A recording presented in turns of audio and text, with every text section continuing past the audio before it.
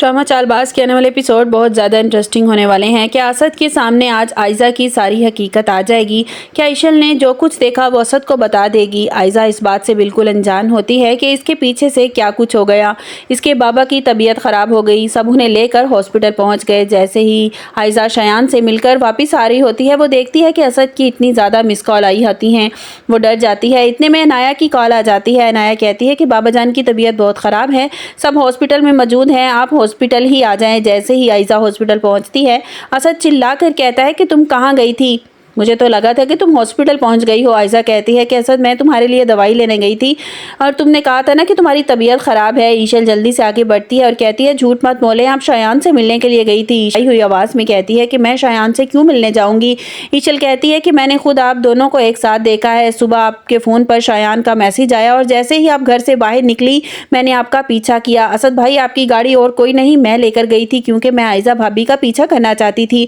आप हमारी ज़िंदगियों में क्या भूचाल लाने वाली हैं, बताएं आप अब क्या करने वाली हैं? आप क्यों गई थी शयान से मिलने के लिए? मैंने आपको खुद मॉल में इसके साथ देखा था। आयजा जब देखती है कि इसका भांडा फूट चुका है, वो तस्लीम कर लेती है कि हाँ मैं शयान से मिलने के लिए गई थी, लेकिन मैं स्पेशल कोई शयान से मिलने के लिए नहीं गई थी। वो मुझे वहाँ मॉल में मिल गया था और वो मुझे धमका रहा था कि मैं अनाया की जान नहीं छोड़ूंगा। ईशल कहती है कि अभी तो आप कह रही थी कि आप असद भाई की दवाई लेने के लिए गई, नहीं आप दवाई लेने के लिए मॉल चली गई थी। आयजा गुस्से से कहती है यहाँ मेरे बाबा की इतनी तबीयत खराब है और तुम मुझ पर इल्जामात लगाए जा रही हो। असद कहता है बस कर दो, मुझे अपनी बीवी पर पूरा यकीन है। आयजा दिल ही दिल में खुश हो जाती है कि आज तो मैं बाल बाल बच गई, वरना ईशल ने तो पूरा प्रोग्राम बना रखा था मुझे फंसाने का। ईशल सब कुछ आशिर को बता दे। आशिर कहता है कि ईशल तुम पर कोई यकीन करे या ना करे, मुझे तुम पर पूरा यकीन है। ईशल कहती है तो फिर इस बात पर भी यकीन कर लें कि आयजा भाभी अब जरूर कोई प्लानिंग कर रही हैं, आप तीनों भाइयों को वो एक साथ नहीं रहने देंगी। मुझे तो लगता है कि वो हम दोनों को अलग करना चाहती हैं। आशिर कहता है तुम्हें मुझ पर भरोसा है ना, अपनी मोहब्बत पर यकीन है ना, तो भरोसा रखो कि मैं किसी की बातों में आकर तुम्हें नहीं छोड़ूंगा। अनाया आयजा के पास आती है और कहती है कि आप ही ये सब कुछ क्या है, आप शयान से मिलने के लिए गई थी। मुझे पता है कि ईशल झूठ नहीं बोल रही, आप वाकई शयान से मिलने के लिए गई थी। आप उसके साथ मिलकर क्या करने वाली हैं, किसका घर बर्बाद करने वाली हैं? अनाया कहती है ये जो बाबा इस हालत तक पहुंचे हैं ना, इसकी जिम्मेदार सिर्फ और सिर्फ आप हैं। रोहान भी वहां मौजूद होता है। अनाया रोहान के तरफ देखती है, रोहान के पास जाकर बैठ जाती है। रोहान अनाया से कहता है मैं यहाँ सिर्फ और सिर्फ चचा जान की वजह से हूँ और जैसे ही उनकी तबीयत ठीक हो जाएगी मैं यहाँ से चला जाऊंगा।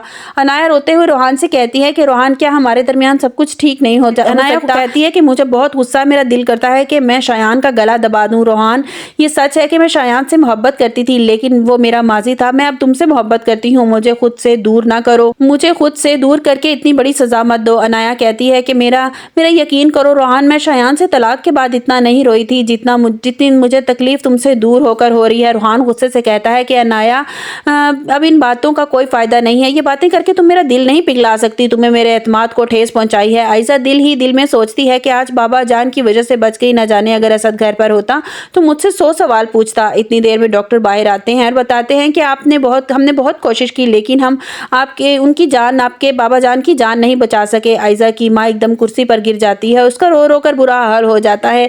आयजा और अनाया अपनी माँ को संभालती हैं। आयजा तो इतनी खुदगर्ज हो चुकी है कि वो अपने बाप के जाने का उसको दुख नहीं है, बल्कि वो परेशानी ये खाई जा रही है अब शयान की बात मानकर ईशल को आशिर की जिंदगी से कैसे बाहर निकालना है। वो इसी बात की प्लानिंग कर रही होती है कि आयजा ईशल और आशिर को एक दूसरे से जुदा करने में कामयाब हो जाएगी या असद के सामने आ जाएगी आयजा की सारी हकीकत। आपको हमारी वीडियो कैसी लगी कमेंट्स बॉक्स में अपनी राय का इजहार जरूर कीजिएगा और लाइक और सब्सक्राइब कीजिएगा।